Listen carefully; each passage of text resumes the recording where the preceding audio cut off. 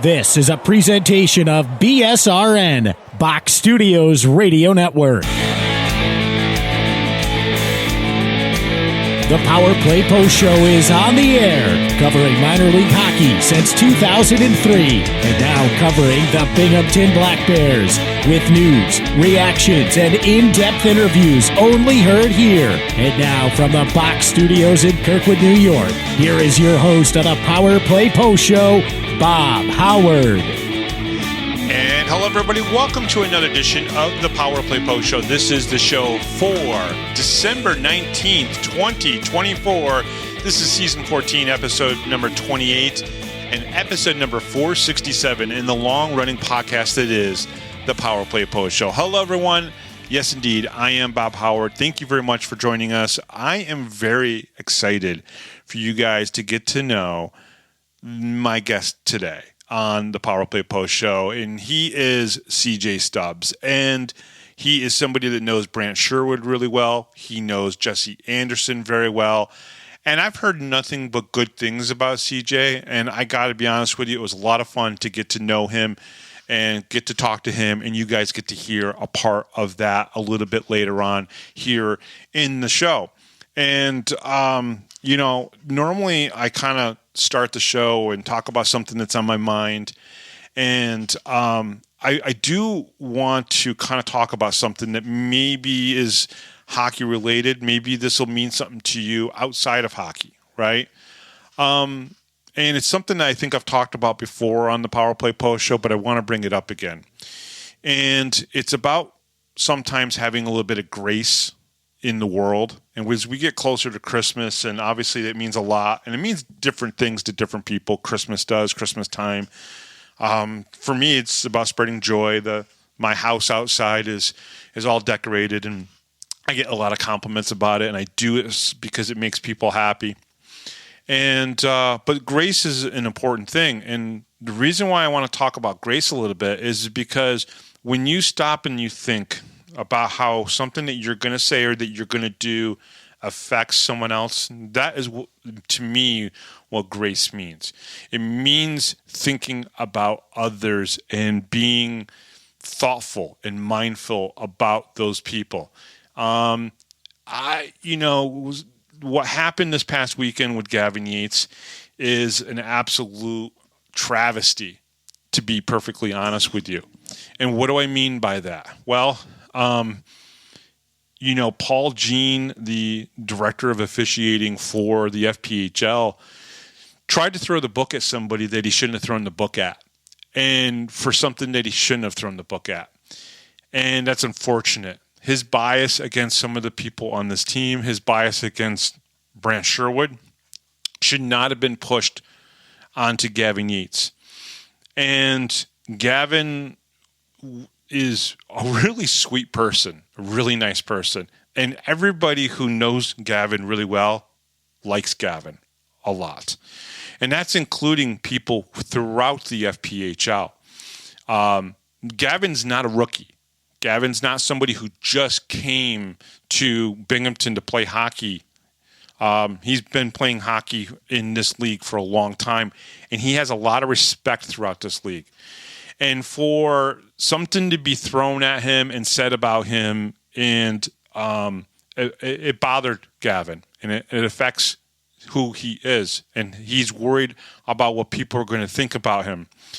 And it's unfortunate. So I think sometimes in every level of life, in every position people have, please have a little bit of grace.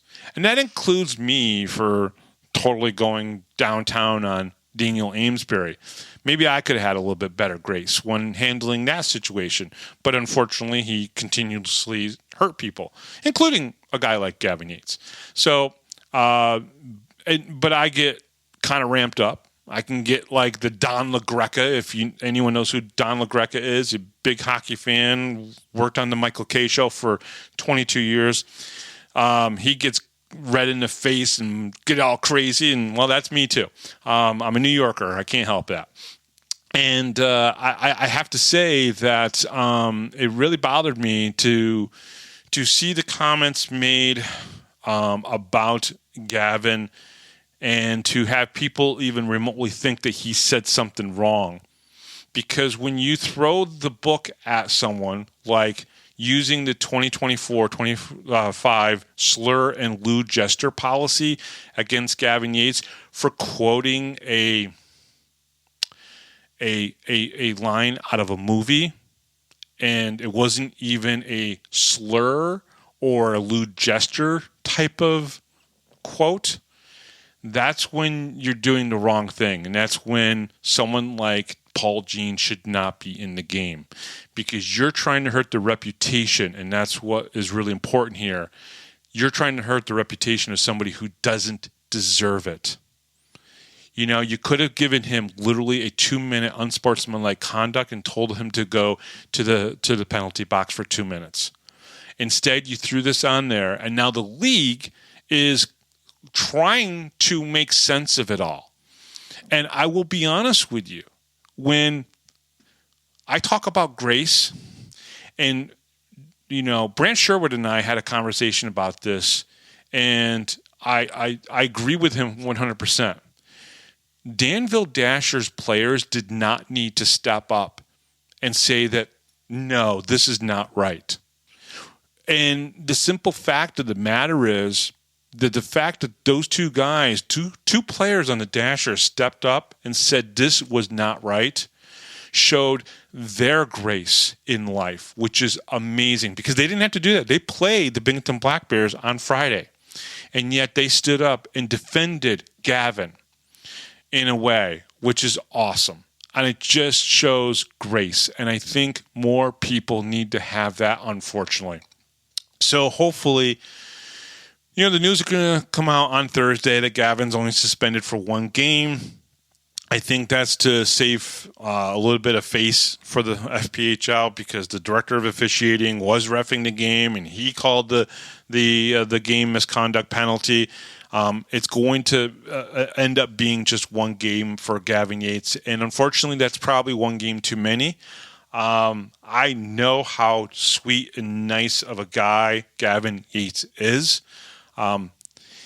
You can tell when you meet somebody and you say hello to somebody, how they talk to you and how they look at you and the tone in their voice. And Gavin is just that nice, sweet guy that, you know, it's always a pleasure to talk to him. I cannot see him ever being a part of the slur and lewd gesture policy. And if you don't know what a slur is, you need to go look it up. And maybe at some point the movie quote from Happy Gilmore will come out. I know which one he used, and I know who he said it to. And I don't think in any way does what he did fall in the lines of slur and lewd gesture policy. Now, again, if you want to give him an unsportsmanlike conduct for 2 minutes and set him in the box because maybe, you know, that's just to, you know, quiet him up or whatever, fine. But to throw that 10-minute game misconduct against him was absolutely outrageous, and it should not have been done. Let's get into it. The Power Play Post Show is on Spotify, Apple Podcasts, Pocket Cast, YouTube, Amazon Music, and iHeartRadio. Just search Power Play Post Show on whichever platform you listen to your podcast, and please subscribe. Please join the Power Play Post Show Facebook group. Just go to Facebook and search Power Play Post Show. It is where I post all of my writings about the Binghamton Black Bears. Check out binghamtonhockey.net for all your Binghamton hockey information and curiosity. And on this edition of the Power Play Post Show, as I said at the beginning, Binghamton Black Bears forward CJ Stubbs. Great interview. I can't wait for you guys to hear that. All right, so let's get into this and talk a little bit more about Gavin Yates. So Gavin Yates has been suspended. The Binghamton Black Bears, Yates suspended. I'm going to read to you initially what they had up on, or what they have up on the Federal Prospects Hockey League's website. Binghamton forward Gavin Yates has been suspended for 2 games as a result of his actions from during the FPHL game number 129 in Danville, Illinois on Saturday, December 14th. FPHL Director of Player Safety Dave Jackson stated, Mr. Yates yelled at his opponent twice twice using derogatory terms to address an opponent. The FPHL does not condone this type of language. Therefore, Mr. Yates will be suspended for 2 games and is now a first-time offender of the 2024-25 slur and lewd gesture policy. Now, I'm pretty confident this is going to be reduced to 1 game, and it'll be announced sometime on Thursday. So I do have that bit of information. Now, to make this perfectly clear, Gavin did not use a racial, ethnic, or sexual slur or any slur at all. He quoted a movie quote, period. Gavin Yates' reputation is at stake here. And when he said a quote from Happy Gilmore to another player, that is all. That's all that was said. What happened here is another example of Paul Jean's personal bias towards a player or a team, which cannot be, it cannot be explained. It cannot be anything. It's just uncalled for, and the league needs to do something about it. I hope that the league eventually steps up. From things that I have heard, Don Kernan and Sarge Richards, Sarge, the vice commissioner, other people within the league are absolutely 100% on Gavin Yates' side here, and they are not happy about this situation. I can tell you that Gavin is upset about this. He's worried about his family and does not want people to think that he is someone that uses slurs of any sort. The wording and the use of this rule puts him into the same category as players who use racial slurs or sexual-based slurs. This is not Gavin. This is where it's unacceptable that Paul Jean, the director of officiating, who has biases against players and teams, is reffing games. I'm sorry. I don't mean to harp on that, but it's true. Again, he quoted a line from Happy Gilmore to another player. The fact that 2 players from the Dashers Hockey Club spoke up to vouch for Gavin says a lot. And I'm sorry, I'm going to say this, they should not suspend him at all. He should get 0 games for what happened. And that penalty should be removed immediately from the game sheet. So I'm going to leave it there.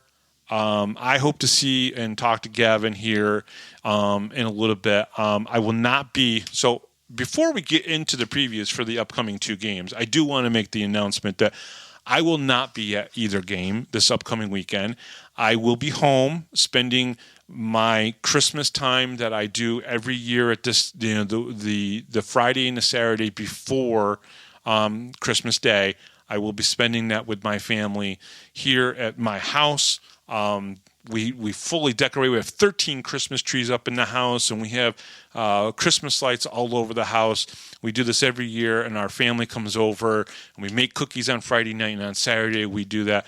However, there will be a hockey game on every single television in this house because the Black Bears I will be watching the Black Bears in between opening up gifts, making cookies, eating cookies, you name it. So I just wanted to say that. I hope to talk to Gavin real soon and just to see how he's doing and reach out to him because it really matters to me. I don't believe he deserved anything that he has gotten over the past 4 or 5 days. Okay, Black Bears play a pair of games at home, Friday night versus the Dashers and then Saturday night versus the Motor City Rockers. Now, of course, this is the 3rd game in a row between the Black Bears and the Dashers. They've already played 3 games. Binghamton has won all 3 so far. This will be the 2nd game in Binghamton as the 2 teams played in Danville last weekend on Friday and Saturday night. In the 3 games against the Dashers this year, the Black Bears have scored 16 goals and the Dashers have scored 9 goals. Now, Dashers scoring 9 goals, that's 3 goals average per game. That's a little bit over their average of 2.9 on the season. With the Dashers, you still have to look out for Brandon Josefsky, as he has 12 goals and 13 assists for 25 points. Best player on the team, without a doubt. Now, a player that should help the Dashers, who just came over from the Danbury Hat-Tricks, is someone that the Black Bears fans know, and that's Bohdan Zinchenko, who in 12 games with the Hat-Tricks only had 1 goal and 5 assists, but should help the Dashers' offense, and I think he'll score more as the season goes on. The Dashers are 14% on the power play and 67% on the penalty kill. That obviously has to improve for the Dashers if they're going to be successful. And they only score 2.9 goals a game, and that's it. Okay, on Saturday night, the Black Bears will play the Motor City Rockers, the first meeting of the season against the Rockers this year. Last season, the Black Bears won 3 of the 5 meetings against the Rockers. This season, the Rockers, through 18 games played, are 7-10-1 for 19 points and are in 5th place right now in the Empire Division. The Rockers are 8th in the league on the power play, 12 man-up goals in 61 tries for a conversion rate of 20%. The Black Bears are 3rd on the power play, scoring 26 power play goals in 114 opportunities, scoring 23% of the time. The Black Bears are 2nd in the league on the penalty kill, an 86% kill rate, only allowing 14 power play goals on 102 chances, whereas the Rockers have allowed 13 power play goals on 71 chances, a kill rate of 82%, ranking 6th in the league on the penalty kill. Okay, a note about the Black Bears. They have scored 5 shorthanded goals on the season, which is the most in the league. But on the reverse side, they've also given up the most in the league with 4. Okay, now the first 4 happened in probably the first half of the first 10 games versus the last 10 games, which is really where 4 of the 5 shorthanded goals that they've scored. So they've kind of reversed that, and they've turned that to the good, so to speak. This season, the Rockers have seen Trevor Babin 5 games of action and has a 1-2 record. This is not normal for him. He's got a .394 goals against average and an 89% save, 90% save percentage. Ricardo Gonzalez has seen most of the action between the pipes and is 5-8 with a 3.75 goals against average, which is and a 92% save percentage.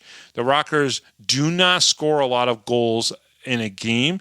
As I mentioned before, 3-point goals per average per game. Eli Rivers is having a good rookie campaign with 10 goals and 8 assists in 18 games played. Carson Baptiste is solid for the Rockers with 7 goals and 7 assists in 17 games, but he's under a point. And when you're talking about the guy who's number 2 in scoring and he's under a point a game, that tells you that their offense hasn't been all that great. TJ Sneath also has 7 goals and 5 assists for 12 points in 16 games. So it's going to be interesting to see how the Black Bears match up against the Rockers this year. Last year, the games were really kind of fun and exciting and physical. Obviously, everybody knows what happened with, Trevor Babin in the playoff games, where he gets kicked out, which I don't think he should have gotten kicked out of that game, but the Black Bears did exactly what they wanted to do. They got under the skin of Trevor Babin for sure. So pretty cool stuff. Now, this Saturday is Peanuts night at the arena. They're going to be wearing these really cool specialty jerseys. I saw them on Tuesday before everybody got to see them on Wednesday. So I thought that was pretty cool. I got a glimpse of them. They looked really nice. They do look really nice. I think you guys will like them. I'm sure you guys are going to bid a lot of money on those. They're not going to be cheap in the auction after the games, but they look nice. I got to be honest with you.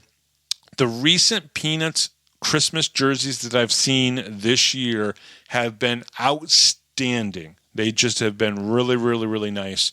So that'll be very cool. Obviously, Dashers on Friday night, the Rockers on Saturday night, and then the team will actually have the Friday after that off. Now, before we get to the interview with CJ Stubbs, I want to tell you guys about one more thing.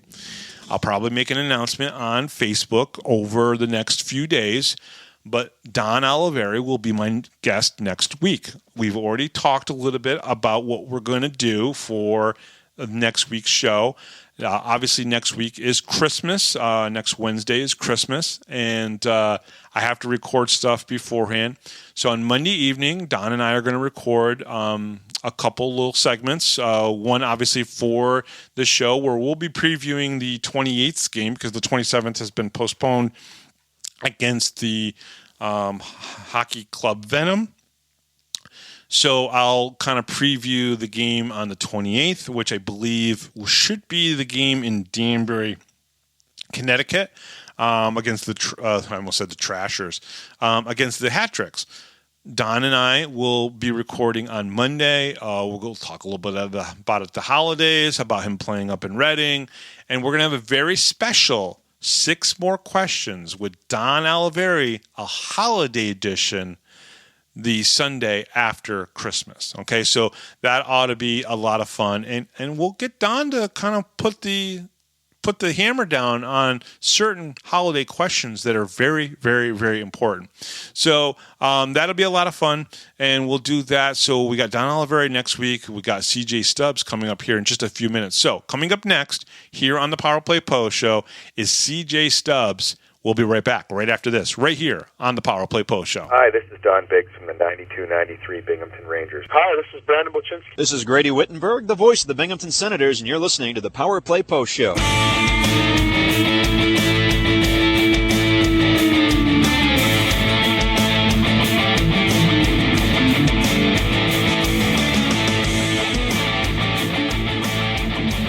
Here is another Power Play Post Show interview exclusive with Bob Howard. And welcome back, everybody, to the Power Play Post Show. Very excited to have this gentleman on. A lot of people have been picking him in the first goal of the game contest that we do on the Power Play Post Show Facebook group. And he did finally break through and get a couple of those goals. But he is CJ Stubbs. CJ, welcome to the show. Really appreciate having you on. And thank you very much for not saying no after my very embarrassing moment with you when you first came to the team. Thank you very much for coming on the show. No worries, Bob. Thanks for having me.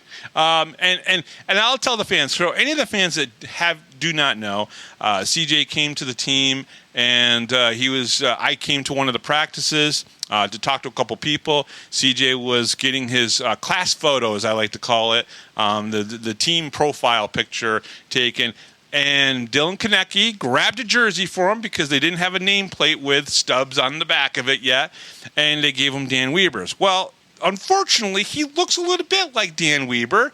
And CJ, you've been told that before too, that you kind of look like Dan Weber. And I, unfortunately, you stopped, you looked at me, you said, "Hey, do I know you?" And I said, "Of course you do, Dan." And it wasn't Dan, it was CJ. And but you've heard that before, that you two kind of look alike. Yeah, I think I've heard it or seen it at least, whatever comments. But yeah, I think we might look alike, but we'll have to blame Dylan on that one for getting the wrong jersey. So no harm, no foul. Yeah, I love that, and Dylan does a lot of great things, and everybody loves him on the team, but we'll blame him for that one. We'll do that. CJ, talk a little bit about Pleasant Grove, Utah. As I told you off the air, I had no idea. I knew nothing about Pleasant Grove. I think Utah is a very quiet state that not a lot of people talk about. But talk a little bit about Pleasant Grove and what kind of town it was like to grow up in. Yeah, Utah is pretty quiet, pretty safe, pretty clean state for the most part. Pleasant Grove is obviously one of the, beautiful parts of Utah, just along the mountainside. Just grew up, went to, elementary, middle school, high school there. Was able to, enjoy the outdoors and have a lot of friends that kind of like to do the same things. And I think Utah's kind of been put on the map as of recently, and so it's been growing and it's been good. So well, they now have a National Hockey League team, the Utah Hockey Club, I think is what they're being called. How exciting is that, being from Utah and now having an NHL team there? That's got to be pretty exciting for you guys. Yeah, definitely. I mean, obviously we have the Utah Jazz, but, Sure. As a hockey player, it happened so quickly, too. It's almost like, I was predicting, within the next 5 years, and then all of a sudden, boom, we already have a team. They've already got almost half a season down. So, obviously, it's pretty exciting, and I think it helps Utah, and I think Utah's kind of running with it. So, we're happy to have them for sure. And I think for a while, some of the old AHL fans would remember there was the Utah Grizzlies, and Utah Grizzlies, and I believe they went and they played some ECHL too under the same name. So it's not that hockey hasn't been there before, but obviously getting an NHL squad is obviously a big deal.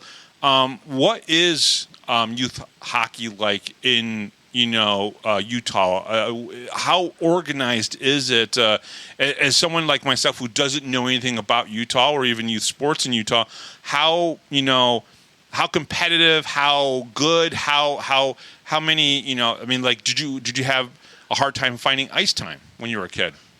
Yeah, so we had the Olympics in 2002. Sure. So we had yep. They built the rinks and stuff. So we had the ice, we had the facilities, but it was more so of having the people, the bodies, the kids that were willing to play, and it's an expensive sport, and mm-hmm. Most kids, without having a pro hockey team, most kids maybe resorted to playing basketball or football or baseball. So hockey was kind of on the back burner for most kids, or most parents put their kids into sports. So it wasn't anything crazy. We had our AAA team.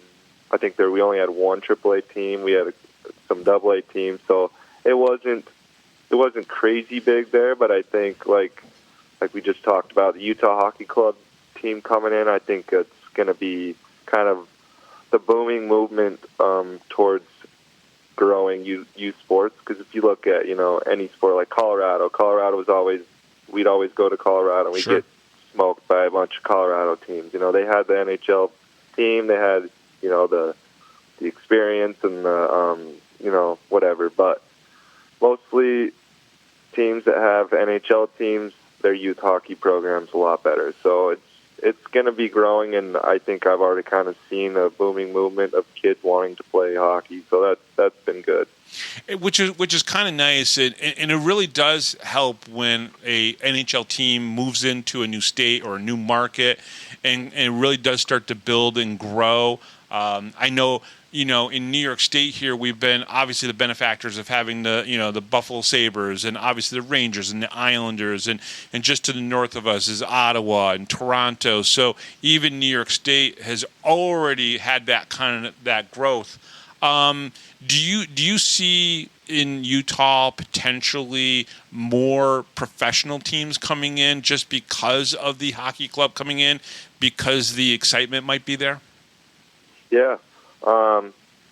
Like I kind of stated earlier, a lot of people are moving to Utah. Utah's growing exponentially, and I think that just allows for more sports teams to come in. I know when Utah was trying to get an NHL team, there was also talk right around the same time that they were wanting to get a Major League Baseball team in.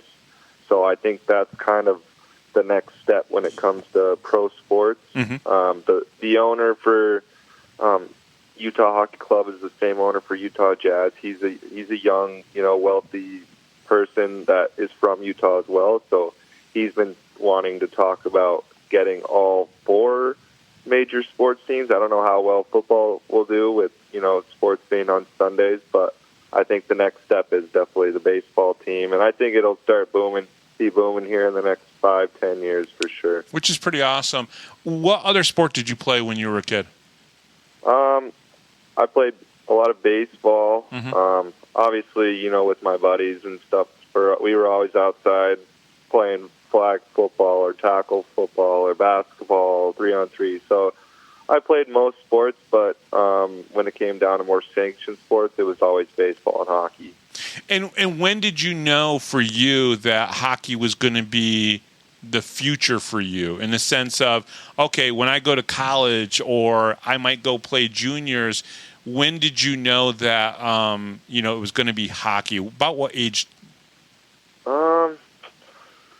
I think it was more like I think I stopped playing baseball because it kind of overlapped with the season. So I stopped playing baseball maybe around 16, 18. And then, when I finally felt like I could really make something happen when it was in hockey, is probably when I was more like 18. I was kind of a late bloomer, and I kind of had a big outbreak when I was 18 and kind of ran with it from there. So. Yeah, I know the feeling on I actually gained like 60 pounds in my senior year of high school, and I'd already stopped playing hockey because I was too small at the I was too small at the time. Yeah. I was like 120, and then I became like 180. And my mom was like upset about how many pairs of pants she had to buy me that year just because I couldn't fit in them after a while. I grew 6 inches, and so I totally get that. Was there what? The thought to come to like New York State to play college or go to college, where did that come from? So I was playing junior hockey in Hawkesbury, which is just north of New York. I think it's more so right above Vermont area. Yeah. So I don't know. I was just I had some visits. For college, and I had a couple people come with me to a visit to Morrisville, and I liked kind of the smaller community, and the rink was on campus, and I could hop on the ice whenever I wanted, stuff like that. So I kind of made my decision last minute and basically flew out to school the day school started, and kind of just went from there. Yeah, and for you. You said it's the rink is right on campus. It's kind of like a smaller town. Why did that work so well for you? I don't know. I liked kind of everything being right where I was living. It was all, I didn't need to really go anywhere else. And obviously, big part of the reason why I went there was to play hockey and continue my hockey career. And so the ability to get on the ice whenever I wanted. They have great, workout facilities. So it was almost like a good development, choice for me to go there. And I don't regret my decision going there at all. So, yeah. And what was it about Kevin Grogel, head coach there, that kind of helped you develop? He kind of gave me opportunities. So I think went in freshman year, and I was kind of, I wouldn't say given the ropes, but I was put in some big time opportunities for me to succeed, and I kind of got there and hit the ground running, and kind of, like I said, developed and wanted to be better each year, and I was able to continue with those opportunities and make the most of them, and so yeah. We kind of talked a little bit off air about this for a second. Suny Morrisville didn't win a lot of games in the 4 years that you were there. And I'm not picking on you at all, but it helps build character, and you go through adversity, and you still play pro hockey afterwards. What do you think the team and the players were learning about themselves, not winning a lot of games? Because sometimes you learn more when you don't win than sometimes when you do win. So what was it about those 4 years that you guys learned about yourself that a lot of you continued playing hockey afterwards? Yeah, I'm sure everyone in their 4 years at Morrisville, or maybe 3 years, they always had at least one season where they did really well. And we had one my sophomore year, and it kind of we knew it. We saw what it took to be a good hockey team and everything, but obviously, if you ask any hockey player, any athlete, that people hate losing more than they like winning, So it started eating at you. You hate losing so much, so you want to win, and so you want to figure out a way to where you can play somewhere where you can win. So I don't know if that was it for most people, but I know it was for me. I wanted to play on a winning team, and yeah. So in that your senior year of playing for Morrisville, you did meet up and play with a soon to be Binghamton Black Bear Jesse Anderson. What did you kind of see in Jesse that first year that he was there as a player? Obviously, he came in. He's done a little bit of everything here in Binghamton, forward and defenseman. But what did you see in Jesse? Give us a scouting report of what he was like that first year. Yeah. First off, you can't say a bad thing about Jesse. He's obviously the man. He always does the right things. He's a great leader, great friend, great person. And that's kind of what it was when we first met. He was just this awesome kid who was willing to do whatever it took. He always had a good attitude. But when it comes to the hockey side, he was one of the more highly touted players or freshmen that was coming in, and I know a couple of us saw him on the ice during captain's practices, and we were like, okay, this kid's got it. So I know we wanted to play on the line with them. I think we ended up playing on the line with each other at the beginning, and then towards the end at least a little bit. Yeah, very skilled player. Came from good hockey. Obviously, he's Canadian, so he's got it in his blood. But sure, yeah, he's a great player. And then obviously, when it comes to pro hockey, he's willing to fight. He's willing to block shots. He's willing to play wherever. So he's honestly got it all. So I'm lucky to be buddies with him, and I'm lucky to be on the same team with him. And it's funny because I joke now because he was, I was a senior, he was a freshman, and now he's my assistant captain, and he's kind of leading me in a way. So it's pretty funny, but I'm not complaining. No, and I think one of the things that Brant has done over the last couple of years, he's brought in a bunch of leaders, right? Guys who have had A's and C's on their jerseys before they even got to Binghamton. So it's not a surprise to me that you guys can all kind of work together. But back to Suny Morrisville. They have produced a lot of pro hockey players, some that have played in the FPHL, SPHL, and the ECHL. You spent 4 years there. You're playing on a team right now with some players that you didn't play with, right? At Suny Morrisville, but you're playing with them now in Binghamton. What is it about the program in Morrisville that has attracted players that could then turn and go play pro? Because to me, it's a pretty impressive thing. And of course, Brant Sherwood has tapped into the Suny Morrisville train, and it stops in Binghamton at some point now. But what is it about the program in Morrisville that has produced good players? Yeah, I don't know. I think it kind of goes back to the development abilities that kind of Morrisville has to offer, like getting on the rink whenever you want, and all the workout facilities are top notch there. The conference is obviously awesome. You play in some pretty awesome rinks. You play against some pretty good teams, so you kind of get a taste of it. I've heard people say that's kind of most like pro hockey, that conference, at least the SUNYAC. But that's probably biased for me. But you get your taste of good hockey and pro hockey, and I think that kind of just starts players chomping at the bit. And it's a small town community, so you're able to. It's school and hockey, so yeah. I think it's funny. I think I've counted to where I've played with maybe 10 Morrisville alumni in my pro hockey career, and that goes all the way from before me and then after me. So I don't know what it is. There's something in the water over there in Morrisville, but pretty special. But it is pretty special because if you think about it, what you just said is about 10 guys who have played with Morrisville, you've now played with in pro. And that just means that program is doing something right. And I really love that. So you're playing on a team right now with Cam Clark and, of course, Chris Mott, okay? And they both played last year, obviously, at Morrisville.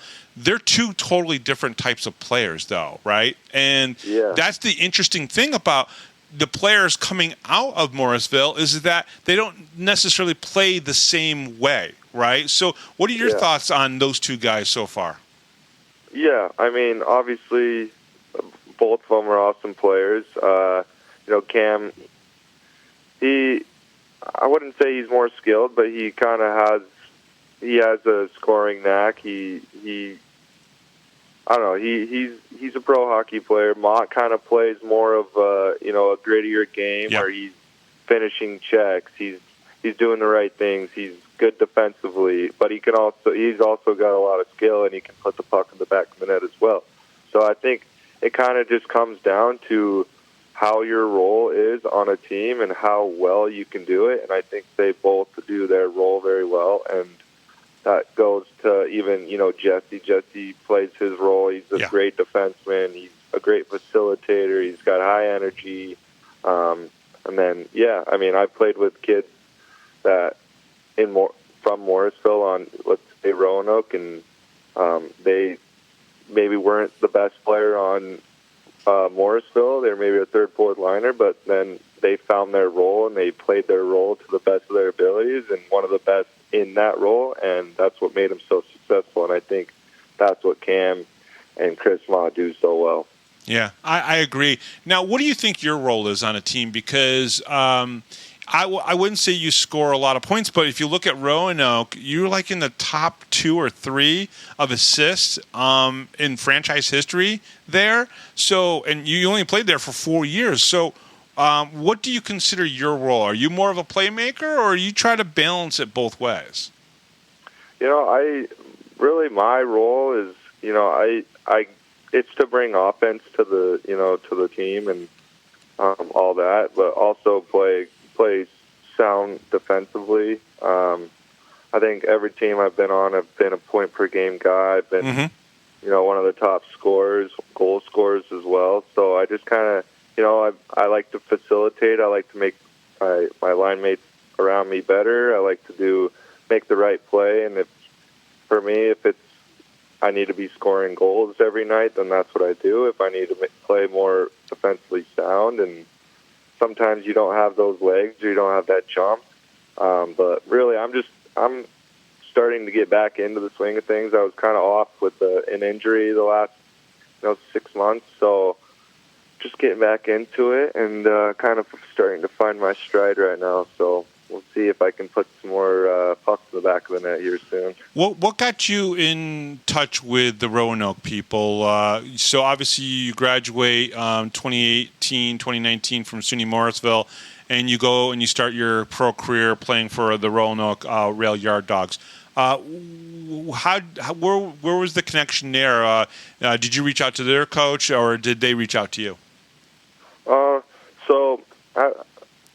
Learning from kind of going back, Roanoke's head coach, Dan Bremner, he does some recruiting, obviously, but he takes a lot of recruiting from word of mouth of players that have played there. Mm-hmm. They help out, and then obviously he does his, research and brings people out and does his whole tryout. But when my sophomore year, a senior, Jordan Carvalho, he played on Morrisville and he played on Roanoke. So when he went to Roanoke, he played there a year, and or maybe 2 years, but Dan Bremner asked Jordan Carvalho if there was anyone from Morrisville that, thinks they could play pro hockey, and he mentioned my name, and I got a text message and a call from Bremner at the end of my senior year if I wanted to come out and play, but obviously I didn't end up going the end of that year. But the next year I chose to go to Roanoke over some other teams just because of what Jordan Carvalho said about them and the town and just what it is to play there. So definitely another Morrisville connection there. So I guess I owe all my pro hockey to Morrisville at that point. Well, what's funny too is you really could probably write a book about the Morrisville connection, and maybe that's something that at least for minor pro hockey people could definitely look at. So you get to Roanoke, and there's this number 21 Brant Sherwood that's playing there. How quickly did he kind of help you, or did you? Was there any conversation between the two of you that first year at least? Yeah, it's funny. I think we talked a little bit off off air about Sherwood a little bit, but like I said, he kind of took me under his wing a little bit and kind of showed me the ropes. I got there like a week late because I was at other camps attending ECHL camps, but so I showed up a week late, and Sherwood takes me from the rink to my my apartment, and then pretty sure we got ice cream or something that night. So he kind of just took me under his wing, and he's awesome. We ended up the next year we were road roomies, so I've spent some good amount of time with Brant Sherwood. But he's the man. So legit, like when you first got to Roanoke, he was one of the first guys that took you under his wing. Then, yeah, he showed me the apartment and everything. So yeah, we kind of hit it off from the get go, and I knew I could, lean on that guy if I needed him, and it's kind of been like that ever since. So a friendship right from the beginning, basically. Yeah, definitely. Gotcha. Now, is he a 2-scoop ice cream guy or a 3-scoop? Oh, he's got to be a 3-scoop. I'm sure of it. I can't remember, but he's definitely a 3-scoop guy. But you spent, I think, 2 playing seasons with him in Roanoke, and you played 4, and he kind of moved on from that. Did you guys ever get to play on the same line together? Yeah, he was my centerman for, it always bounces around. Could be 1 week you're playing with somebody, and then the next week you're not, and then the next 4 weeks you're playing with that guy, or 5 weeks. So we've definitely spent our fair share of time on each other's line, and we actually we played in the playoffs together too, and honestly, he's a great centerman, and I think we fed off well with each other, so there was some success there. Was there any inclination on your part that he could eventually go into coaching and be a coach? I don't know how far I would want to go in coaching. I think it would be more trying to build youth hockey in Utah, kind of in that sense. So that's a possibility for you, going back and helping youth hockey get stronger when you're done playing. Yeah, definitely. I think that's one of the things that I would want to do after my playing career is definitely build youth hockey, just because, like we talked about, youth hockey wasn't anything crazy back when I played. So I want it to be something that's, a hotbed for youth hockey, and I would love to be a part of it. Sure, without a doubt. Talk about the 22-23 season for Roanoke. How special was that season for you? Yeah, was that the year we won it? It is the year that you won it, yes. Yeah, so that was obviously very special. The year before, we went to the final. We were the 8th seed, and we knocked off the 1st seed, the 2nd seed, and played the 3rd seed in the finals, and that was with, Sherwood. So that was a heartbreaking loss, and I think that next year we really remembered that taste in our mouth, that how it felt to lose in the finals, that we really, we had that motivation from the start, and I think it stayed with us, and it just started to continue to build all the way to the end. And obviously getting to the finals again, we didn't want to make the same mistake we did last time. So, winning in 4 games at home was obviously incredibly special, and it's something that I'll never forget, and something that I'm very proud of and honored to be a part of. And yeah. Another guy that you played with at Morrisville State who was on that team was Nick DeVito, right? And yeah. So how special was that to have a couple guys from Morrisville actually go and then win a championship in the SPHL? That's got to be a pretty cool thing, and it's a very special thing for you. Yeah, definitely special. Me and Nick DeVito are good buddies. We played on a line together for 3 years in Morrisville, and then we played on a line together, in the playoffs and during the season, but more specifically in the playoffs. We definitely battled with each other a lot, and so yeah, it's been a good friendship, and it's definitely something that I'll cherish. We also had a Chris Vella, who was from Morrisville as well, that played there from the championship team, and so yeah. It's pretty impressive. I didn't realize this interview was going to be a lot about Morrisville State, but that's okay. That's awesome. It's We always find something like that, within these interviews when I do them is like something that's like it just kind of stands out.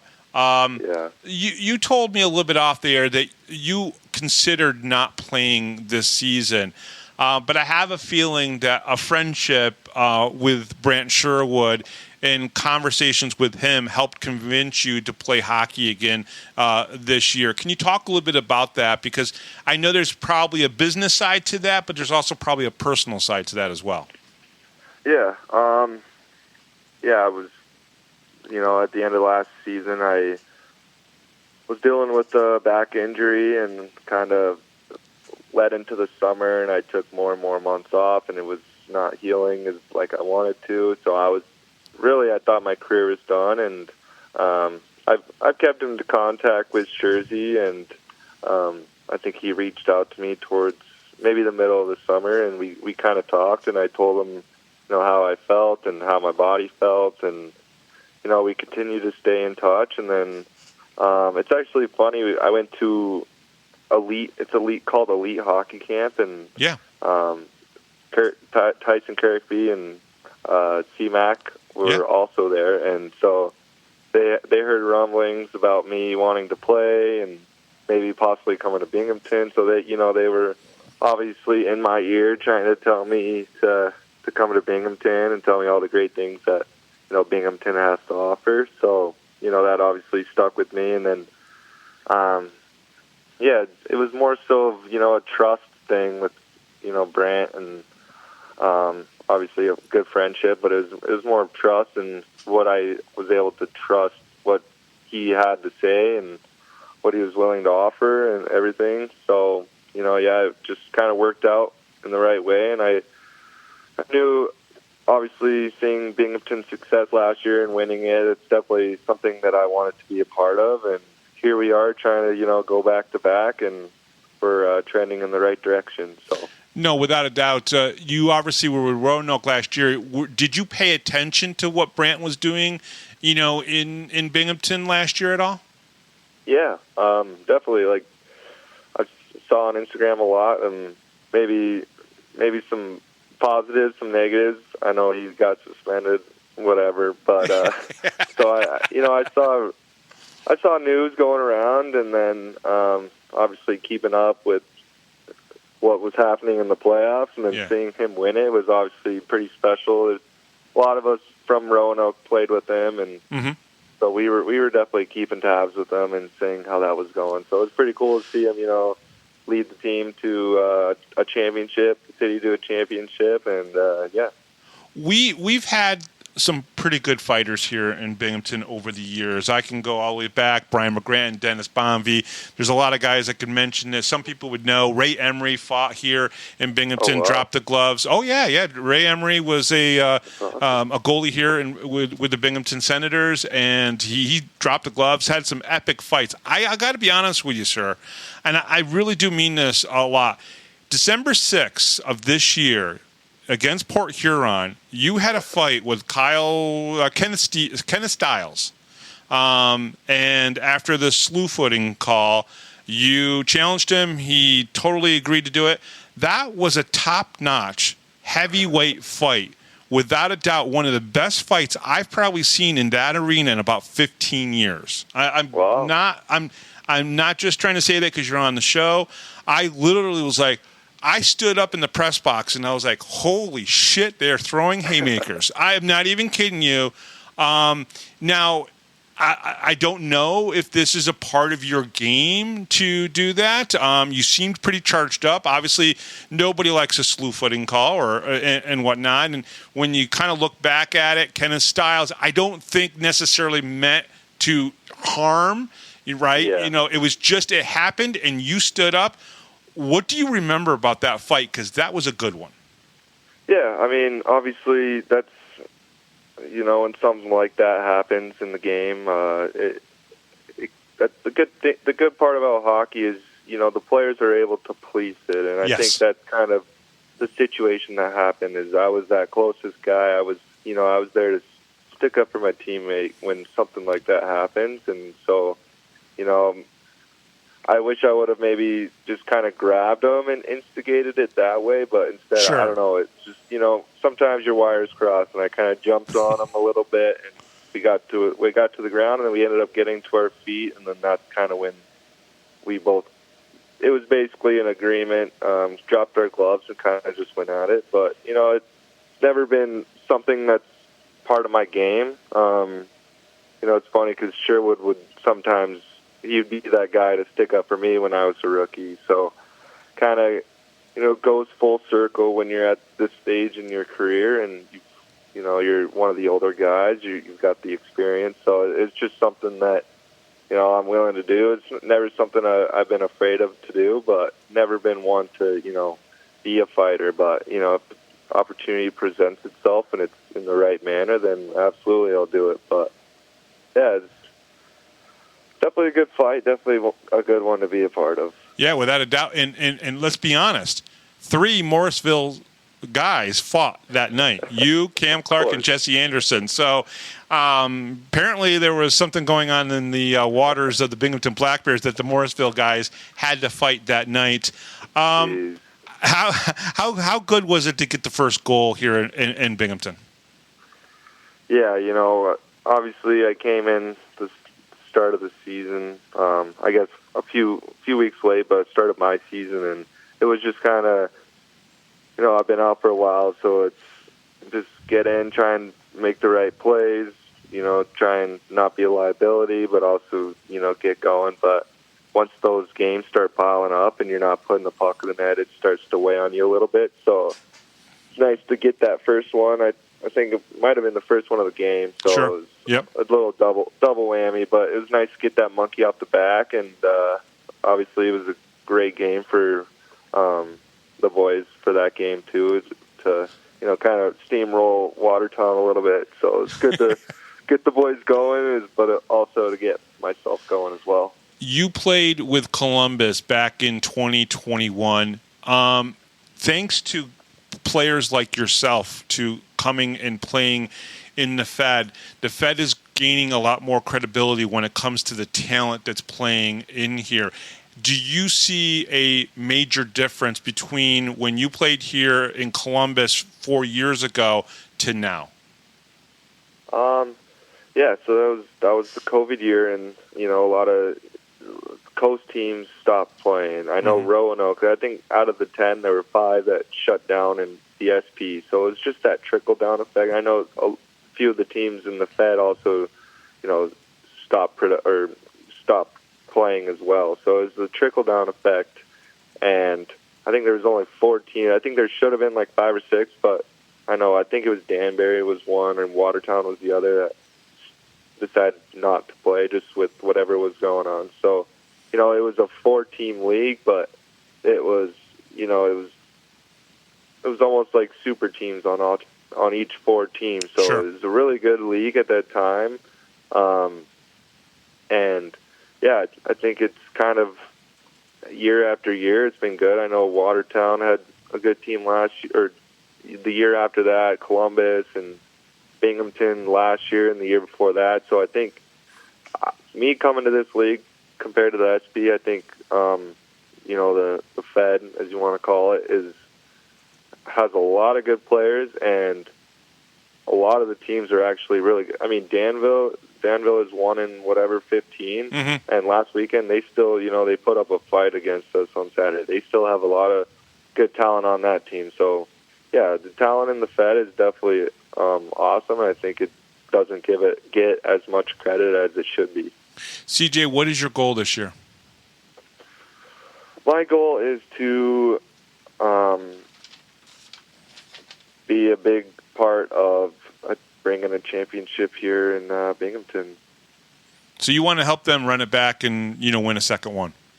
Yeah, absolutely. I'd love, nothing is better than, celebrating a win, especially, just the accumulation of hard work and all the adversity that you deal with throughout the year, and it all kind of comes to fruition, and you're able to see that clock hit zeros, and you're celebrating, throwing your gloves up in the air and celebrating in the locker room, and it's just there's something special about it, and it's definitely something I want to be a part of here. I know they did it last year, and I think there's no reason why we shouldn't or can't do it again this year. I think we've got an awesome team and a lot of experience as well, and it's definitely, I think, on all of our minds. And I think if we come up short, then it's a failure for us for sure. I just want to say we could have probably talked for about 20 minutes about things about Brant Sherwood, and we didn't do that. I'll have to get you back on later on in the season to talk more about Brant and some of the things that you could tell us. I mean, first of all, the ice cream story, that was enough for me. I'm now going to text him and say, how come you haven't taken me out for ice cream yet? You should. I really should. We have a couple good ice cream places in the area here. So, CJ, thank you so much for coming on. I really appreciate it. And I do hope to have you back on again sometime later on this year. We can talk a little bit more about the team. The team's obviously playing very well. You're a great addition to the team. You bring all these different elements to the Black Bears, which I think is what was in Sherwood's head when he said, listen, I want you to come and play for us. So, but thank you very much for coming on. We really appreciate it. If I don't talk to you before, obviously, Christmas, Merry Christmas, and I hope you have a great holiday. Yeah, thanks for having me. It was obviously great to chat with you, and I hope you have a Merry Christmas too, and hopefully see you this weekend. I'll say hello, and we'll have a proper greeting again this time. All right, just keep Dan away from us, okay? All right, keep Weebs away. All right, he is CJ Stubbs, and we'll be right back right after this, right here on the Power Play Post Show.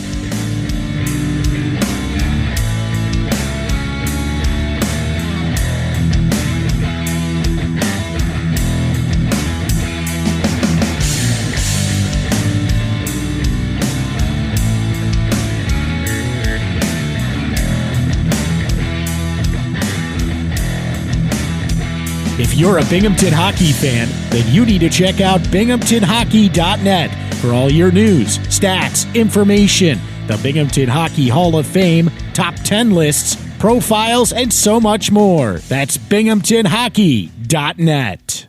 You're listening to the Power Play Post Show.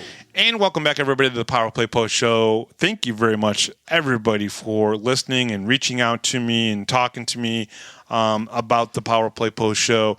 I really do appreciate it. I did have I got a really nice greeting or a message from someone earlier today as I'm recording this here on Wednesday, and I really do appreciate the message.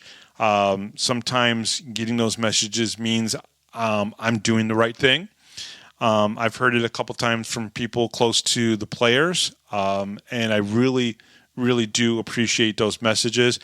I don't do this for the accolades. I do this because I really do enjoy talking to the players in the way that I do, where I can ask them questions and have them come on the show, and for you, the fans, to be able to get to know these guys a little bit better, because I've always had this thing about when I've talked to players, even in the past, even the AHL guys, right? The AHL guys, trust me, some of them are really nice guys, right? I hear that, the guys in the FPHL are just more engaging than the AHL guys.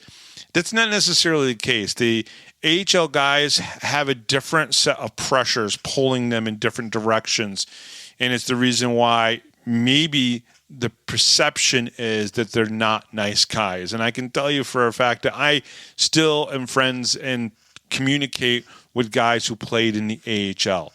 And I can have conversations. It's the reason why I was able to get Cody Bass back here on the Power Play Post Show last year, just before the finals, to talk about what he went through in 2011 winning the Calder Cup. These guys are really great, and I do enjoy telling their stories. And I did that even years ago with Cody Bass coming here on the Power Play Post Show over 12 years ago, or whatever it was now, since he was on and he was able to come back on. So a lot of the guys are they just want to be talked to like they're human beings, like they're normal guys. They like video games and sports and music just like the rest of us. And sometimes it's hard to always have someone tugging at your sign this, take my picture, do this, do that. And sometimes they just want a handshake and a hello, and that's good. And that's something that I try to provide to these guys when I see them out there. And yeah, maybe I pick on Eggy a little bit about the Islanders, but he can pick on me right now about the Rangers. So it's okay, and it goes both ways.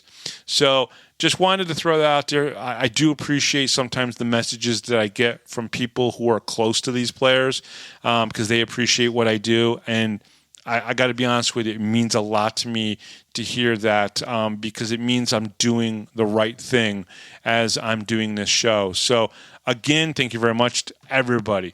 The Power Play Post Show is on Spotify, Apple Podcasts, Pocket Cast, YouTube, Amazon Music, and iHeartRadio. Just search Power Play Post Show on whichever platform you listen to your podcast, and please subscribe. Please join the Power Play Post Show Facebook group. Just go to Facebook and search Power Play Post Show, and just engage with us. It'd be great. Check out binghamtonhockey.net for all your Binghamton hockey information and curiosity. And thank you to Rob Lapolis, our MC, John Patitucci, our musical director, and as well from the Binghamton Black Bears forward, CJ Stubbs. Folks, I am Bob Howard. Thank you so much for listening. I'll talk to you on the weekend wrap-up show on Sunday after the Black Bears play Motor City and the Danville Dashers here on Friday night. Again, thank you very much for listening. We'll talk to you next time right here on the Power Play Post Show.